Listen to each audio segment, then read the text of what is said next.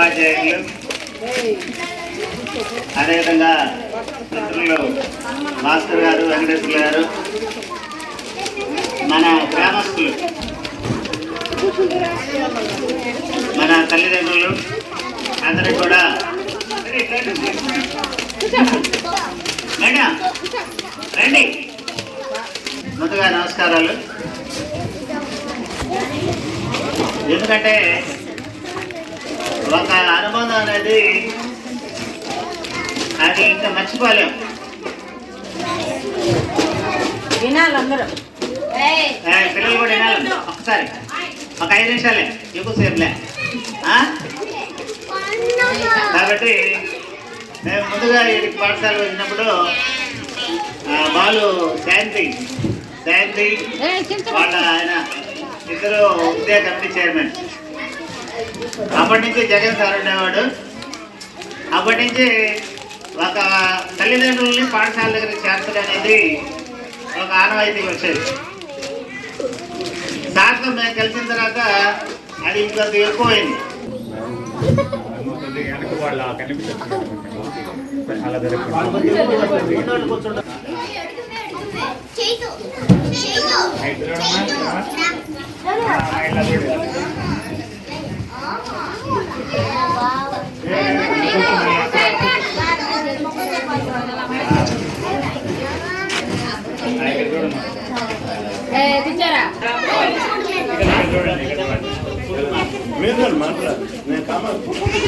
ఇక్కడ చూడండి అందరూ ఒకసారి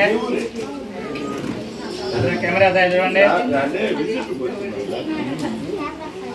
రైట్. ఇప్పుడు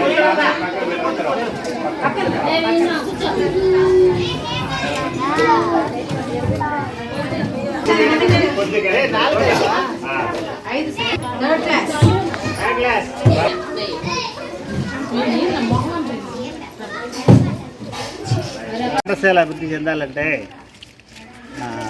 తల్లిదండ్రుల సహకారం అనేది చాలా ఉంటుంది. కాబట్టి పాఠశాల యొక్క అభివృద్ధికి పునాదులు వేయాలంటే అక్కడ పిల్లల యొక్క తల్లిదండ్రుల పాత్ర చాలా ఉంది. కాబట్టి ఉపాధ్యాయులు, తల్లిదండ్రులు అందరూ కలిసి కృషి చేస్తే ఖచ్చితంగా ఆ పాఠశాల ముందుకు పోతుంది. పిల్లల యొక్క చదువు కూడా చక్కగా ఉంటుంది. ఉదాహరణకి మన పాఠశాలలో, ఈ ఆర్వికేంద్రీయ పాఠశాలలో చదివిన పిల్లలు హై స్కూల్కి పోయినప్పుడు అన్ని విషయాల్లో కూడా ఈ పాఠశాల నుంచి పోయినటువంటి పిల్లలు ముందుంటారని చెప్పి అక్కడ ఉన్నటువంటి ఉపాధ్యాయులు తెలియజేస్తారు. అందుకు ఈ పాఠశాలలో పనిచేసినటువంటి ఉపాధ్యాయులుగా మేమందరం గర్విస్తాం. కాబట్టి ఉపాధ్యాయ వృత్తి అనేది చాలా పవిత్రమైంది. ఈ వృత్తిలోకి అడుగుపెట్టిన తర్వాత మనం ఖచ్చితంగా శాయశక్తుల పిల్లల యొక్క అభివృద్ధికి కృషి చేయాలి.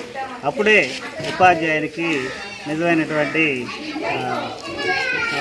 ఉపయోగం ఉంటుంది. కాబట్టి ప్రతి ఒక్కరూ కూడా తనని ఉపాధ్యాయులను ఎప్పుడు గుర్తుపెట్టుకుంటారంటే ఎప్పుడైనా వాళ్ళకి సరైన న్యాయం చేస్తారు అని అనుకున్నప్పుడే ఖచ్చితంగా వాళ్ళని గుర్తుంచుకుంటారు.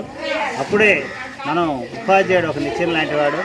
నిచ్చెనలాగా ఉన్నప్పుడు ఈ నిచ్చెన పైన ఎక్కి అనేక మంది ఆ పైన శిఖరాలకి చేరుకునే పరిస్థితి ఉండాలి. కాబట్టి ఉపాధ్యాయుడు ఆ పాత్ర నిరంతరం పోషించి విద్యార్థులను చైతన్యవంతులు చేయాలని చెప్పి కోరుకుంటున్నాను.